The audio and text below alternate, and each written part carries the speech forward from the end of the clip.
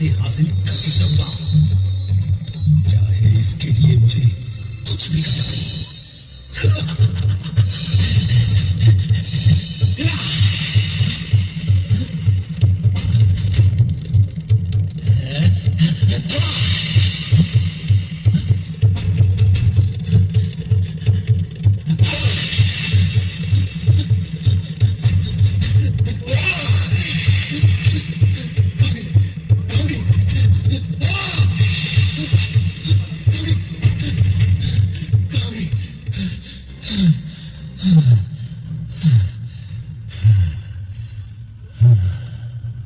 हताश भैरव की सारी कोशिशें नाकाम रहती हैं। बावजूद अनेक कोशिशों के भैरव अपने षड्यंत्रकारी मंसूबों में कामयाब नहीं होता और थक हार कर अपनी साधना में लीन हो जाता है। माता वैष्णो अनंत काल से ही मानव का कल्याण करती आ रही है और सबकी झोलियां भरती आ रही है। कटरा से 2 किलोमीटर दूर हंसाली नाम के गांव से, जहां श्रीधर नाम का ब्राह्मण रहता था और वो माता रानी का परम भक्त था। माँ वैष्णो की महिमा और भक्तों के स्नेह देखकर भैरवनाथ व्याकुल हो जाता है। उसे लगता है कि उसका आधिपत्य समाप्त हो रहा है।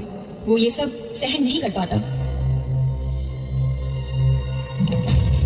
गांव वालों, ये क्या पागलपन है? ये किसका गुणगान किया जा रहा है?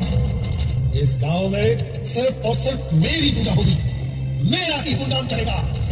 मैं ये कभी बर्दाश्त नहीं करूंगा कि यहाँ किसी और की महिमा हो।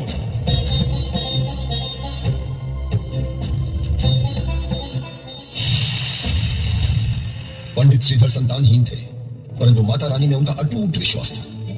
उन्होंने माता रानी की सबसे उत्तम पूजन का विचार किया और ये तो चिरविदित है कि 9 कुंवारी कन्याओं का पूजन करना, उनकी सेवा करना और उनको भोजन कराना माता रानी की सबसे प्रिय पूजन विधि है। सुनो, मैं सोच रहा था कि क्यों ना हम 9 कुंवारी कन्याओं का पूजन करें। विचार तो बहुत उत्तम है। चलिए फिर तैयारी कर लेते हैं।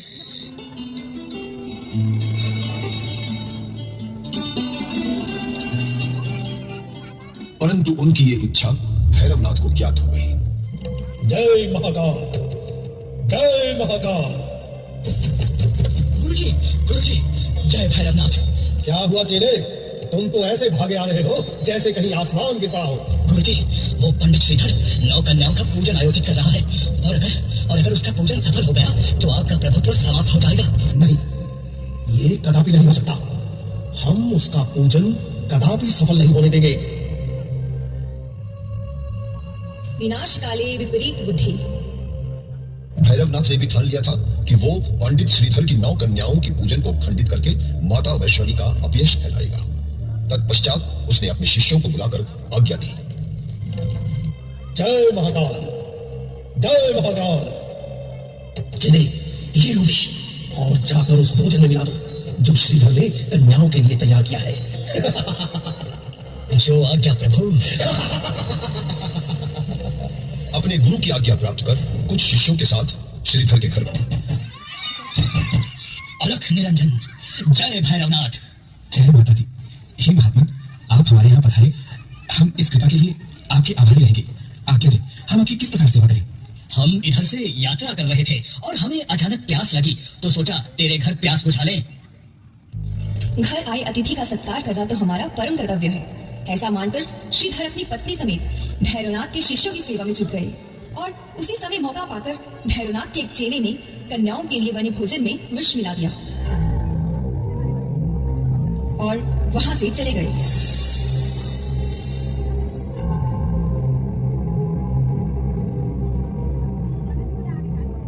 इधर भोजन में मिले हुए विष के प्रभाव से भोजन करने वाली कन्याओं का स्वास्थ्य बिगड़ने लगा।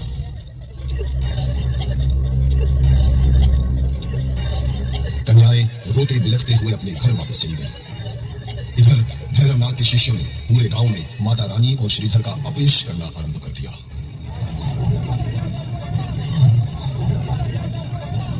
देखो गांव वालों, ये पाखंडी पंडित जय माता दी के नाम की आड़ में कैसे बालिकाओं को विष दे रहा है।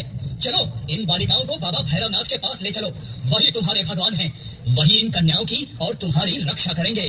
बोलो जय बाबा भैरवनाथ की। श्रीधर घर घर जाकर गांव वासियों से प्रार्थना करता है कि उसका पूजन सफल करने के लिए नौकुंवारी कन्याओं को उसके घर प्रसाद ग्रहण करने के लिए भेजे।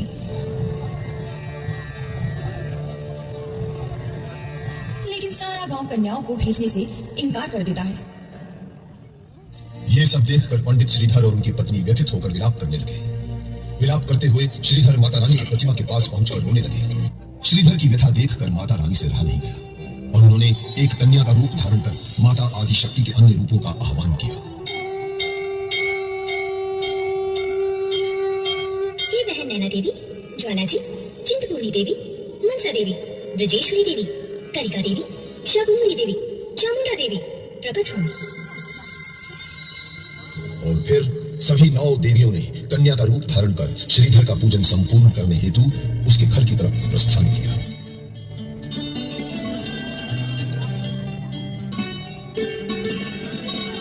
और उनके द्वार पर खड़ी होकर उन्हें पुकारने लगी। कोई है?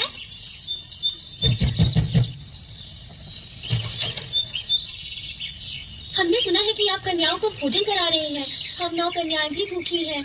क्या हमें भी भोजन मिलेगा? स्वामी, स्वामी देखिए तो कौन आया है। कन्याओं के चेहरे पर दिव्य तेज देखकर श्रीधर आश्चर्यचकित होकर रह गए। उन्हें विश्वास नहीं हो रहा था। फिर दोनों पति पत्नी ने धर्म पूर्वक और सही विधि से कन्याओं का पूजन किया और उन्हें भोग लगाया। कन्या रूपी मां वैष्णो ने श्रीधर से कहा, आप एक भंडारे का आयोजन कीजिए और उस भंडारे में हर किसी को आमंत्रित कीजिएगा। और हाँ, भैरवनाथ को जरूर आमंत्रित कीजिएगा। यही माता रानी की इच्छा है। देवी की महिमा अपार है, इसे कोई नहीं समझ सकता। देवी के जाने के पश्चात श्रीधर की पत्नी परेशान हो गई। स्वामी, इन दिव्य कन्याओं ने हमें भंडारे का आदेश तो दे दिया, परंतु हम गरीब इतना बड़ा भंडारा कैसे आयोजित करेंगे? भाग्यवान, तुम चिंता न करो। माता रानी ने राह दिखाई है तो मंजिल पर भी वही पहुंचाएंगी। जय माता दी, जय माता दी। माता वैष्णो पर अपना अटूट विश्वास रखकर श्रीधर और उनकी पत्नी ने भंडारे के लिए सबको आमंत्रित करना आरंभ कर दिया और वो निमंत्रण उन्होंने भैरवनाथ को भी दिया। देखते ही देखते भंडारे का दिन आ गया और श्रीधर और उसकी पत्नी की व्याकुलता बढ़ने लगी। घर में भंडारे के लिए आने वालों की संख्या बढ़ने लगी थी और घर छोटा पड़ने लगा था। श्रीधर और उनकी पत्नी ये सोचकर परेशान हो रहे थे कि उस दिव्य कन्या का कहीं अता पता नहीं है और इस बीच अगर भैरवनाथ अपने शिष्यों के साथ आ गए तो क्या होगा? घर में आए मेहमानों का आओ भगत कैसे होगा? यही सब अटकलें लगाते हुए श्रीधर और उनकी पत्नी माता रानी की प्रतिमा के सम्मुख बैठकर चिंतन करने लगे। घर में अतिथियों की भीड़ बढ़ती जा रही थी और अब तो लोग भोजन की भी मांग करने लगे थे। ये सब देखकर श्रीधर ने हाथ जोड़कर विनम्र भाव से माता रानी का ध्यान किया और कहा, हे जगत का कल्याण करने वाली माता, मैंने आपके ही आदेश का पालन किया है, परंतु वो दिव्य कन्या अभी तक नहीं आई। मैं क्या करूं मां? मैं क्या करूं? अचानक श्रीधर की तंद्रा भैरवनाथ की अलग से टूटी और उन्होंने देखा कि वो दिव्य कन्या उनके सम्मुख ही खड़ी है। आप चिंतित ना हो, आप अतिथियों को सम्मान पूर्वक घर के अंदर ले आए। अपने छोटे से घर को देखकर श्रीधर सोचने लगे कि इतने सारे लोग इस छोटी सी कुटिया में बैठ कैसे पाएंगे। यही सोचते सोचते उन्होंने द्वार पर अपने 360 शिष्यों के साथ खड़े भैरवनाथ को प्रणाम किया। अलख निरंजन। जय माता दी। हे महात्मा, आपका इस गरीब की कुटिया में स्वागत है। अरे मूर्ख ज्ञानी, हमें तो स्वयं देवराज इंद्र भी भोजन नहीं करवा सकते और तुमने हमें भोजन पर आमंत्रित किया है। हे योगीराज, मैंने तो सिर्फ अपनी माता रानी और उस दिव्य कन्या का कहना माना है, वरना मुझ में क्या सामर्थ्य कि मैं आपको भोजन करा सकूं। दिव्य कन्या? कौन है ये दिव्य कन्या और कहाँ है वो? कन्या मैं हूँ भैरवनाथ। भैरवनाथ की आंखें सुर्ख लाल थी और उसके हाथ में एक बड़ा सा चिमटा और कमंडल था। उसने दिव्य कन्या रूपी माता वैष्णो की ओर देखा। भैरवनाथ को अंदेशा हो गया कि ये कोई साधारण कन्या नहीं है। आइए योगीराज, घर के अंदर आकर आसन ग्रहण कीजिए। अरे तुम्हारी इस छोटी सी कुटिया में इतनी जगह कहाँ है कि हम और हमारे 360 चेले बैठ सके।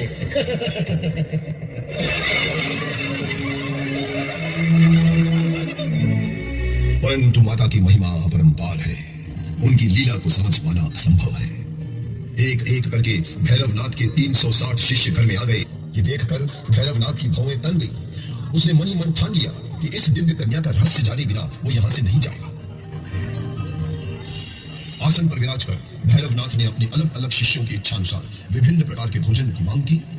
इस प्रकार की इच्छा से पंडित श्रीधर व्याकुल होकर हाथ जोड़कर दिव्य कन्या के समक्ष खड़े हो गए। परंतु दिव्य कन्या के चेहरे पर तनिक भी संशय न था। दिव्य कन्या रूपी माता ने सभी की इच्छा अनुसार भांति भांति के पकवान और मिष्ठान की व्यवस्था कर दी।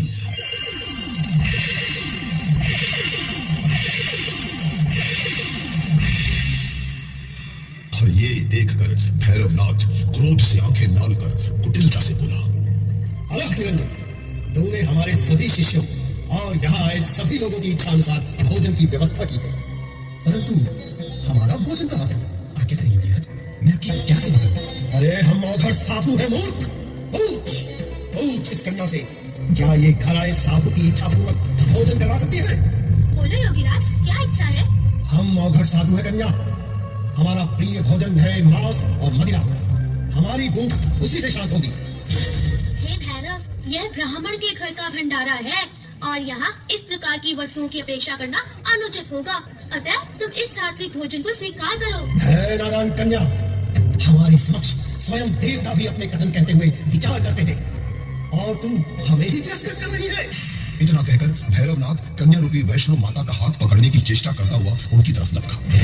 उसकी इस चेष्टा को विफल करते हुए कन्या अपना हाथ छुड़ाकर वहां से अंतर्धान। भैरवनाथ भी त्रिकालदर्शी था, इसलिए उसने ध्यान लगाकर माता के गंतव्य स्थल का पता लगाया। कन्या रूपी माता अपने रक्षक वीर लंगूर, जो कि और कोई नहीं, मार्ग में जब वीर लंगूर को प्यास लगी, माँ, मुझे बेहद प्यास लगी है माँ। माता ने पत्थर में बाण मारकर पानी की धारा प्रकट की और वीर लंगूर की प्यास बुझाई। उसके बाद अपने केश धोकर समाये। इसीलिए कुछ दूर जाने के पश्चात माता ने एक स्थान पर रुककर भैरव की सुध, जिस शिला पर माता ने विश्राम किया था, उस पर माता के चरण चिन्ह अंकित हो गए थे। इसलिए उस जगह का नाम चरण पादुका पड़ा। तत्पश्चात माता आकर एक गुफा के द्वार पर रुक गई, जहां एक तपस्वी तपस्या कर रहे थे। माता ने तपस्वी से कहा, हे तपोधन, मैं काफी दूर से आ रही हूँ और थक गई हूँ। मैं इस गुफा में थोड़ा सा विश्राम करूंगी। यदि कोई आकर मेरे बारे में पूछे तो मत बताना। यह कहकर माता रानी गुफा में प्रवेश कर गई और वीर लंगूर के रूप में हनुमान जी पास ही वृक्ष की शाखा पर बैठ गए और माता रानी की प्रतीक्षा करने लगे। माता वैष्णव रूपी दिव्य कन्या को भैरवनाथ ने पकड़ने की चेष्टा की थी, अतः कन्या अर्धकुमारी के नाम से जानी गई। स्वयं को शुद्ध करने व वैष्णव अंश को पुनः जागृत करने के लिए माता ने उस गुफा में 9 महीने तक निवास किया, जिस कारण ये गुफा गर्भजून के नाम से प्रसिद्ध हुई। गर्भजून में 9 महीने रहने के पश्चात माता ने स्वयं को शुद्ध कर वैष्णव अंश प्राप्त। इधर भैरवनाथ भी माता के पीछे पीछे गुफा के द्वार पर पहुंच गया और वहां उसने तपस्वी से गुफा के अंदर जाने का मार्ग पूछा। ओ तपस्वी, हट जा हमारे पथ से और बता कहाँ छुपी बैठी है वो मायावी कन्या। ओ मूर्ख औघड़, जिसे तू साधारण कन्या समझ रहा है तो कोई और नहीं बल्कि साक्षात मां आद्य शक्ति का रूप माता वैष्णो है, जो जगता कल्याण करती है। तू अब भी उनसे क्षमा याचना करके अपना जीवन सफल कर ले। अभिमान उसके मत में चूक भैरवनाथ ने तपस्वी को धक्का देकर गुफा में घुसने की चेष्टा की तो वीर लंगूर ने उसका मार्ग रोक लिया और पूंछ में लपेटकर भैरवनाथ को गुफा के द्वार से दूर किया। परंतु भैरव भी सिद्ध औघड़ था, वो भी छठ से उठकर वीर लंगूर से युद्ध करने लगा। भैरवनाथ के दुस्साहस और अभिमान के कारण माता रानी का क्रोध अब बढ़ने लगा था। अचानक माता रानी क्रोध से भरकर अपने स्थान से उठ खड़ी हुई। उनके क्रोध से बिजलियां कड़कने लगी और विशालकाय पर्वत भी डोलने लगे। ऐसा लग रहा था मानो पृथ्वी पर भूकंप आ गया। इधर जैसे ही हनुमान जी भैरवनाथ को अपनी गदा के एक प्रहार से ही नष्ट करने की इच्छा लेकर उस पर लपके, तो तुरंत ही गुफा को अपने त्रिशूल से फेंककर सिंह पर सवार होकर माता वैष्णो प्रकट हुई। हेलो वीर हनुमान, इस दुष्ट का अंत हमारे हाथों होना है। इसके पाप का घड़ा भर चुका है। उस वक्त माता रानी के नेत्र गुस्से से लाल थे। उनके चंद्रमा समान सौम्य मुखमंडल पर क्रोध के भाव देखकर लगता था कि स्वयं चंडी अवतरित हो। अरे ओ दुष्ट और अभिमानी भैरव, अभिमान की मद में चूर तूने बहुत दुस्साहस कर लिया। अब अपनी करने की सजा भुगतने के लिए तैयार हो जा। इतना ही कहकर माता रानी ने अपने त्रिशूल का तेज प्रहार कर भैरवनाथ का सर धड़ से अलग कर दिया। उसका कटा हुआ सर बड़े वेग से दूर जाकर गिरा, परंतु भैरवनाथ भी सिद्ध पुरुष था। धड़ से सर अलग हो जाने पर भी वो जीवित था और अब उसके पास अपनी करनी पर पश्चाताप करने के सिवा कुछ विशेष नहीं था। हे मां, हे जगजननी, हे कृपा निधान माता वैष्णो, मैं तो मूर्ख और तुच्छ प्राणी हूं। मैं तो नादान बालक हूं माता, मुझे मुझे क्षमा करो, मुझे क्षमा करो, मुझे क्षमा करो। जब भैरवनाथ ने बारंबार माता रानी को मां कहकर संबोधित किया और उनकी स्तुति करके क्षमा याचना करने लगा, तो माता रानी का ममतामयी हृदय पसीज गया। हे भैरवनाथ, तुमने मुझे माँ कहकर पुकारा है, इसलिए तुम्हारे सभी पाप इसी क्षण मिट गए। क्योंकि तुम्हारी मृत्यु मेरे हाथों हुई है, तो तुम मोक्ष के अधिकारी हो। मैं तुम्हें ये वर देती हूँ कि मेरे इस दिव्य स्थान पर मेरे पिंडी रूप का दर्शन करने के पश्चात तुम्हारे दर्शन करना आवश्यक होगा। जो भी मनुष्य मेरी धाम आकर मात्र मेरे दर्शन करके चला जाएगा, तो उसकी यात्रा पूर्ण नहीं मानी जाएगी। यात्रा पूर्ण करने हेतु मेरे दर्शन के पश्चात तुम्हारे दर्शन करने से मनुष्य की सभी मनोकामनाएं पूर्ण हो जाए। माता वैष्णो का कल्याणकारी रूप देखकर सभी देवतागण माता की स्तुति करने लगे। इस प्रकार जग जननी जग कल्याणी माता वैष्णो की कथा समाप्त हुई।